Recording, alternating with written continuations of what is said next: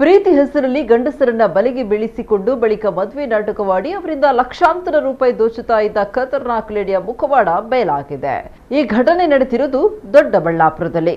ಅಣಬೆ ಗ್ರಾಮದ ಸುಧಾರಾಣಿ ವಿರುದ್ಧ ಈ ಆರೋಪ ಕೇಳಿಬಂದಿದ್ದು, ನ್ಯಾಯಕ್ಕಾಗಿ ಮೊದಲ ಹಾಗೂ ಎರಡನೇ ಪತಿ ಪೊಲೀಸ್ ಠಾಣೆ ಮೆಟ್ಟಿಲೇರಿದ್ದಾರೆ. ಈಗಾಗಲೇ ಈಕೆ 3 ಮದುವೆಯಾಗಿದ್ದಾಳೆ ಅಂತ ತಿಳಿದು ಬಂದಿದೆ. ಸುಧಾರಾಣಿ ಮೊದಲು ವೀರೇಗೌಡ ಎಂಬುವರನ್ನ ಪ್ರೀತಿಸಿ ಮದುವೆಯಾಗಿತ್ತು. ದಂಪತಿಗೆ 2 ಮಕ್ಕಳು ಜನಿಸಿದ್ರು. ಆದರೆ ಪತಿಗೆ ಕಾರು ಮತ್ತು ಬುಲೆಟ್ ಓಡಿಸಲು ಬರಲ್ಲ ಎಂಬ ಕ್ಷುಲ್ಲಕ ಕಾರಣ ನೀಡಿ ಮಕ್ಕಳನ್ನ ಹಾಗೂ ವೀರೇಗೌಡರನ್ನ ತೊರೆದಿತ್ತು. ಬಳಿಕ ಡೆಲಿವರಿ ಬಾಯ್ ಕೆಲಸ ಮಾಡ್ತಾ ಇದ್ದ ಅನಂತಮೂರ್ತಿಗೆ ಬಲೆ ಬೀಸಿದ್ದಾಳೆ.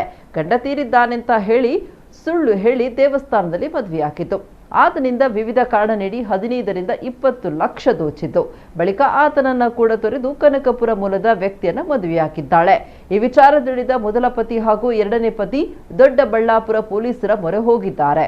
ದುಡ್ಡಿಗಾಗಿ ಶ್ರೀಮಂತರನ್ನ ಅಮಾಯಕರನ್ನ ಗುರಿಯಾಗಿಸಿಕೊಂಡು ವಂಚಿಸ್ತಾ ಇರುವ ಸುಧಾರಾಣಿ ವಿರುದ್ಧ ಕ್ರಮ ಕೈಗೊಳ್ಳುವಂತೆ ಆಗ್ರಹಿಸಿದ್ದಾರೆ.